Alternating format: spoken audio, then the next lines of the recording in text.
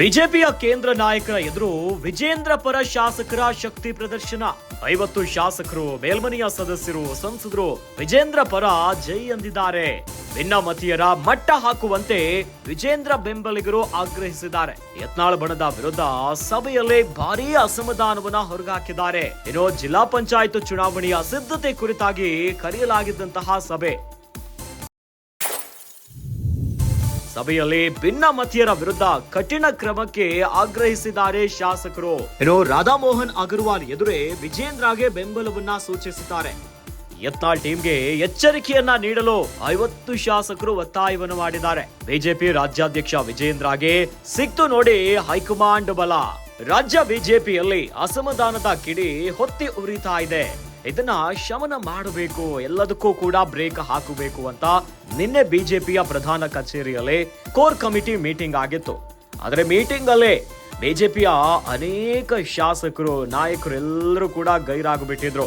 ಇದರ ಜೊತೆಯಲ್ಲಿ ಬಿಜೆಪಿಯ ನಾಯಕರು ಹೈಕಮಾಂಡ್ ಮೇಲೆ ಸ್ವಲ್ಪ ಸಿಡಿದೆದು ಬಿಟ್ಟಿದ್ರು. ಯಾಕಂತಂದ್ರೆ ಪಕ್ಷದಲ್ಲಿ ಆಗ್ತಿರುವಂತಹ ಬೆಳವಣಿಗೆಗಳೇನಿದೆ, ಬಹಿರಂಗ ಹೇಳಿಕೆ, ಬಣಗಳ ಬಡಿದಾಟ, ಇವೆಲ್ಲದಕ್ಕೂ ಕೂಡ ಯಾಕೆ ಬ್ರೇಕ್ ಹಾಕ್ತಾ ಇಲ್ಲ, ನಮ್ಮಲ್ಲಿ ಹೈಕಮಾಂಡೇ ಇಲ್ವಾ ಅನ್ನೋ ರೀತಿಯಾಗಿ ಕಂಪ್ಲೀಟ್ ರಾಂಗ್ ಆಗಿದ್ರು.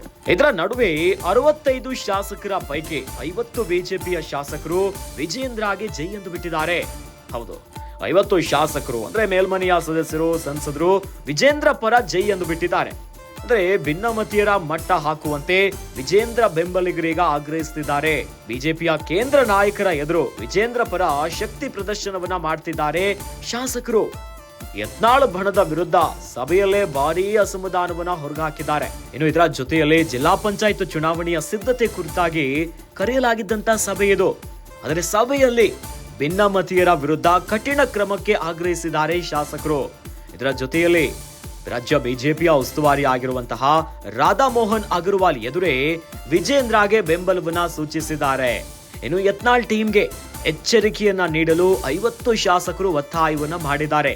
ಈ ಮೂಲಕವಾಗಿ ವಿಜೇಂದ್ರ ಪರ ಶಾಸಕರು ಗಟ್ಟಿಯಾಗಿ ನಿಂತಿದ್ದಾರೆ, ಜೈ ಅಂತಿದ್ದಾರೆ. ಹೀಗಾಗಿ ಬಿಜೆಪಿಯ ರಾಜ್ಯಾಧ್ಯಕ್ಷ ವಿಜೇಂದ್ರಗೆ ಹೈಕಮಾಂಡ್ ಬೆಂಬಲ ಕೂಡ ಸಿಕ್ಕಿಬಿಟ್ಟಿದೆ.